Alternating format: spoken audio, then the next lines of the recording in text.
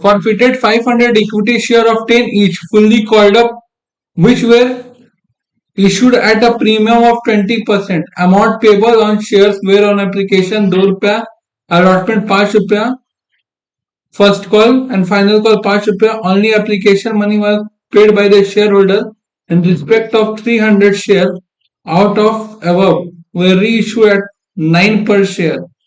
Fully paid up. Past journal entry for the forfeiture और reissue. खाली forfeited का और रीइशू का एंट्री करना है, ठीक है, और किसी चीज का एंट्री नहीं करना है.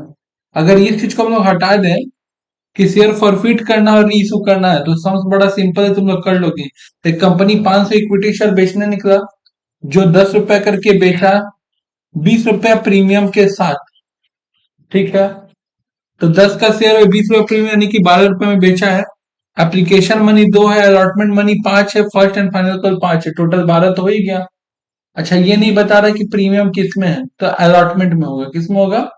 अलॉटमेंट होता है, लेकिन जब नहीं भी कुछ बोला रहता अलॉटमेंट में मान के चलना, अगर नहीं कुछ बोला रहता, ठीक है. अच्छा, only application money was paid by the shareholder in the respect of this share. खाली एप्लीकेशन मनी मिला है. 300 share out of the above were reissued. खाली एप्लीकेशन मनी मिला, उसके बाद हमको दूसरा कोई पैसा नहीं मिला. करेक्ट है यहाँ तक? हमको बताओ कि शेयर को अगर फॉरफिट करेंगे और री इशू करेंगे तो क्या होगा, ठीक है. और 300 शेयर फॉरफिट कर रहे हैं, 500 शेयर री इशू कर रहे हैं, 300 शेयर. तो बाकी जनरल एंट्री तुम लोग को पता है सारा, कौन सी नीडियर कहाँ जाएगा, कैसे जाएगा. अब बात इतना है खाली मैटर कि जो शेयर फॉरफिट करना है, जब शेयर जाता है मेरे पास से तो 2 इक्विटी शेयर लिखते हैं. यहाँ पे शेयर तुम्हारा वापस आएगा, equity share capital account debit. अब ये चीज बहुत समझना जरूरी है कि जिसका शेयर हम लोग छीन रहे हैं, पूरा 500 शेयर छीन रहे हैं, क्या वो लोग अलॉटमेंट के वक्त पैसा दिया था या नहीं दिया था. तो यहाँ पे बोला है कि सिर्फ एप्लीकेशन मनी दिया, अलॉटमेंट के वक्त पैसा. और अगर अलॉटमेंट के वक्त पैसा नहीं दिया और सिक्योरिटीज प्रीमियम है, तो यहाँ पे भी सिक्योरिटीज प्रीमियम आएगा, ठीक है. अगर अलॉटमेंट के वक्त पैसा नहीं दिया है और सिक्योरिटीज प्रीमियम है, तब सिक्योरिटीज प्रीमियम आएगा. कोई दिक्कत इसमें? पक्का? 2 calls in arrear, 2 share forfeited account. ये तुमको बता रहे शेयर फॉरफिट करने का. कितना शेयर फॉरफिट करना है सर आपको? 500 शेयर फॉरफिट करना है. एक शेयर का नाम कितना था? एक शेयर का नाम था 10 रुपया. टोटल 5000 हो गया. प्रीमियम कितना था? 500 इंटू 2 कितना हो गया? 1000. खत्म. ये लोग 500 शेयर पे कौन सी नीरियर किया? एप्लीकेशन मनी छोड़ के कोई भी पैसा नहीं दिया है. तो एप्लीकेशन मनी कितना था? एप्लीकेशन मनी 2 रुपया था, यानी बाकी का पूरा 10 रुपए लोग नहीं दिया है, क्योंकि शेयर टोटल 12 रुपए का हो गया था ना.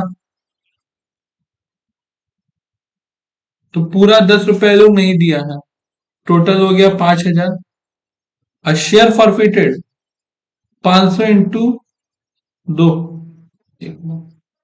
कोई दिक्कत यहाँ पे? अब इस चीज को सॉल्व करने का 3-4 तरीका. ये दोनों अमाउंट कैसा है तो पूरा क्लियर है. कॉल सीनियर जो पैसा नहीं दिया था, जितने शेयर पे नहीं दिया था, मल्टीप्लाई करके दिया है. 500 शेयर पे खाई एप्लीकेशन में नहीं दिया था, मल्टीप्लाई करके. कोई दिक्कत है यहाँ पे? शेयर फॉरफिटेड में जितना पैसा दिए रहते वो पैसा जाता है, और कॉल सीनियर में जो पैसा आप नहीं दिए रहते वो आता है. कोई दिक्कत नहीं है. कई बार क्या होता है, कई बार कॉस्ट एरियर निकालना कॉम्प्लिकेटेड होता है, कई बार शेयर फॉरफिटेड निकालना कॉम्प्लिकेटेड होता है. इस समय में दोनों निकालना बहुत इजी था.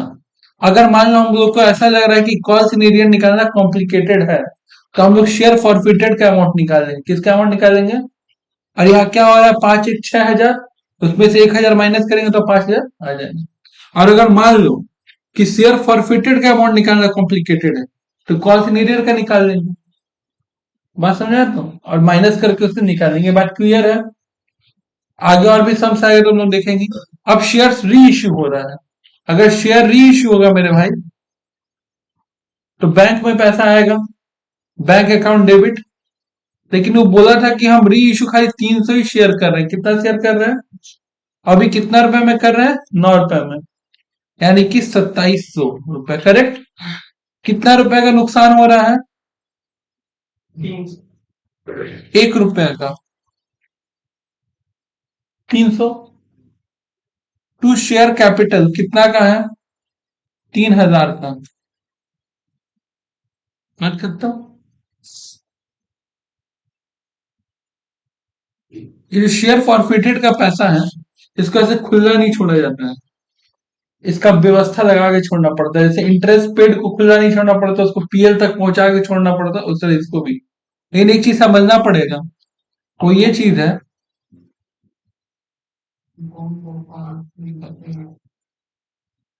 कि फॉरफिट करते वक्त किए हैं 500 शेयर, री इशू में यूज हुआ है 300 शेयर। कितना शेयर यूज हुआ? 300 शेयर। बात समझ आता हूँ? तो एक कैलकुलेशन करना पड़ेगा, ध्यान से देखो कैलकुलेशन क्या है।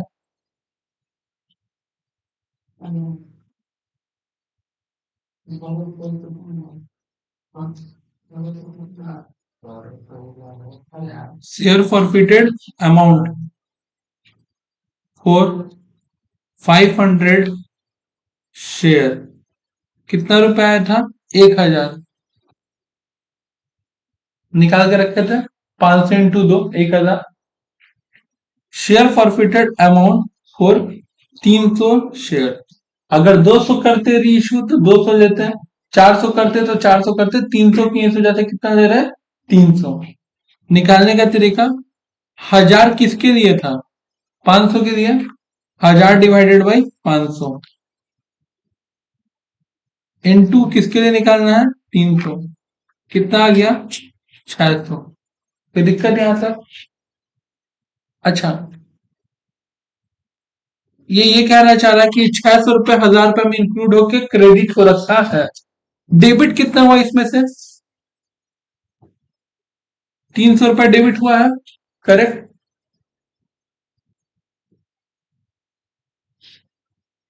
Amount of share forfeited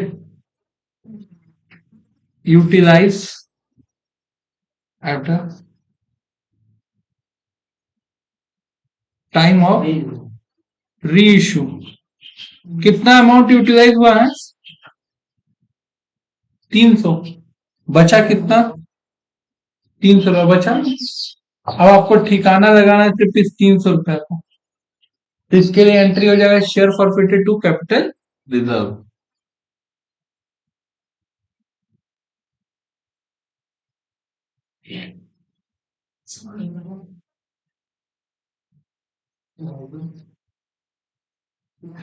account debit to